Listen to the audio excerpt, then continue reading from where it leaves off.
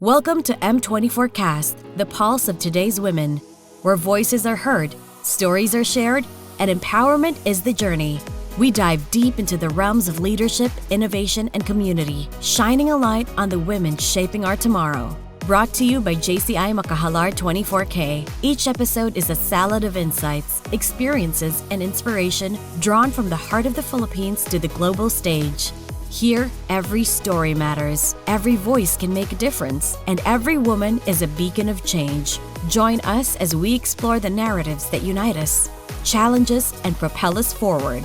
Together, we're crafting a legacy of strength, breaking barriers, and building bridges. This is M24KAST, empowering voices, inspiring change. Welcome to the very first episode of M24KAST, Empowering Voices, Inspiring Change. My name is Mandy Nocom, and I'm your host. And today, we're joined by the very illustrious President Nicole Cabanlet, a champion of community service and an award-winning interior designer. I hope you're excited, and I hope you learned a lot of things from this episode. Press Nicole, it's an honor to have you with us. Could you please tell us a little about your journey with JCI and your passion for design?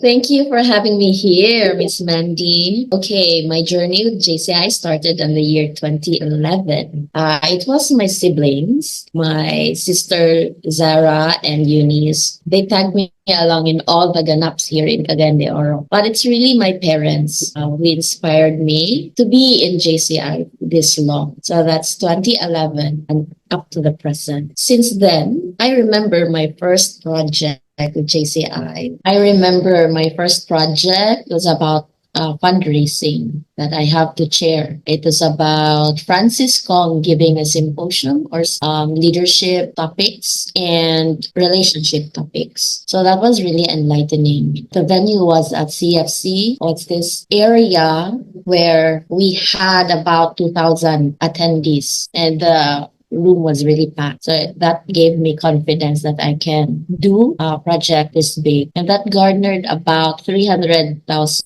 pesos net.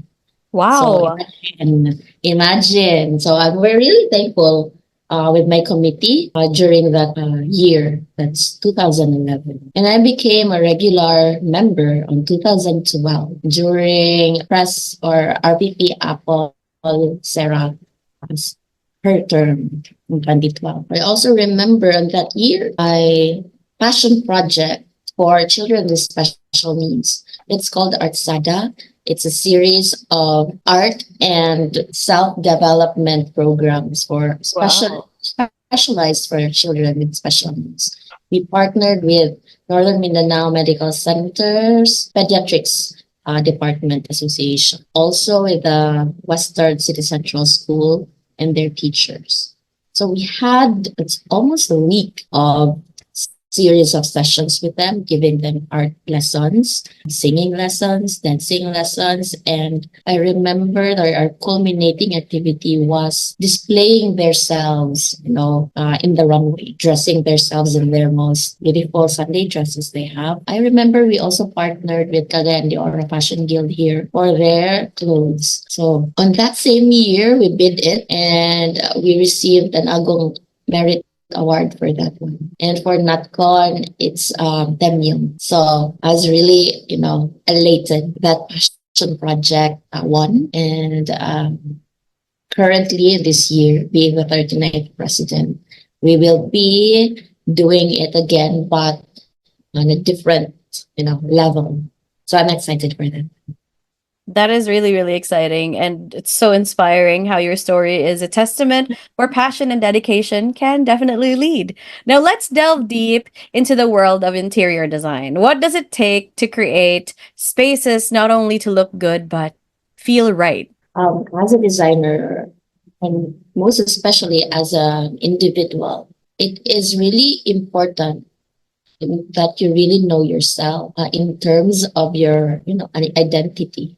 That you have to embrace that every day is, a self-discovery or getting to know more of yourself. Because in the design industry, you should not be easily swayed on what other thoughts you will be getting from this person, the other person, but stay true to yourself and your principles. And because that way you will be able to exercise on how you see things in different angles and interpret each, thought to a unique one. So with those, I feel and I believe is what will set you apart from anyone. And there's a bit of a misconception about interior design. They said it's just beautification of a space, but really that's only 8% of what we do. We really focus on space utilization and having a good flow of energy in the place. Not only that, but also we study and understand civil works, plumbing, and architectural works for that matter. So there's a lot of mathematics and science in interior design. For example, the relationship of colors with light. It's interesting in a way that you see a lot of yellows from light to dark, a lot of reds from light to dark. They are created in a way that is what we see from a different light temperature. When we say light temperature, common ones are daylight, cool white, and warm white. Each color goes well with each light temperature. So it's really fun in interior design. That's nice. It sounds both like an art and a science married together. Thank you. Yeah, it's truly fascinating. How do you see interior design evolving here in our country, the Philippines? Oh, interior design in the country is really felt because from what I know, especially in the Asian Pacific, they really look to what Philippines has to offer. Not only the practitioners, but also what we have here in the island.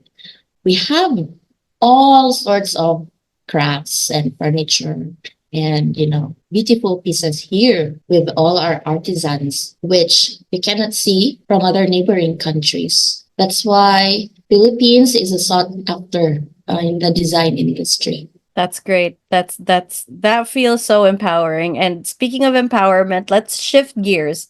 As the 39th president of JCI Makahalar 24K, what leadership lessons have you learned in the field that you take or that you're pursuing that you're bringing in to the chapter? Being in the industry of design and construction, it is quite difficult being a lady boss or lady interior designer because you will be dealing a lot of male in this field. All electrician contractors are male. Then it feels empowering when I come into the space or in a place that all of them suddenly stops and just wait and listen to you. And I always look forward to that feeling every day. What what I've learned so far in my practice and being in JCI is that you just have to be present all the time in all the situations and acknowledge each situation and give solution in a calm manner and approach everyone or in the team in a consultative manner than being too democratic. So, like for example, in JCI Makahalar and in my office, in the design office, I always ask their ideas because it does not only, depend on my sole thought, because I believe creativity and passion should be shared. That's all. Thank you. And in terms of empowering women, particularly in leadership roles that, both of us are taking in right now, what strides have you seen to hope or have you seen or hope to see? That, women should be heard and felt in any industry because I believe that we have the talent, we have the capability, and so as everyone, not just being a female leader, but a citizen, and that everyone should have a voice to be heard and a place or a seat on the table, and that's empowering to me. That's so great. That's actually like in line with this current philosophy that I've just heard over the weekend. It's where one of the speakers actually said that women empowerment is not just about empowering one woman, and it's about empowering every woman. And the true testament to women empowerment is when you just stop asking for seats at the table, but instead creating your own Yeah. damn table. Yeah. It's amazing. And as we near the end of our show, wow, I didn't really expect it to go by this fast. Could you please highlight some of the community projects that you're most proud of? Okay, I'm really most proud of my Artsada initiative. It's a series for art series for children with special needs, and the M24K para sa Magpay. It's an environmental uh, development program of Makalar 24K, which for this year we will be tackling and giving solutions both in land and water life. So stay tuned for those projects. Yeah, personally, I'm very, very excited for all of those to actually like come into place or like really, really come true. Before we wrap up, what is your vision for JCI Makahalar 24K's future? My vision for Makalar 24K, as I really firmly believe that each one of our members are, empowered and want for them to realize that there will come a day will come for them to become a president someday, and that they should embrace and learn to speak their voices, because that way everyone will be in harmony and can achieve great things together.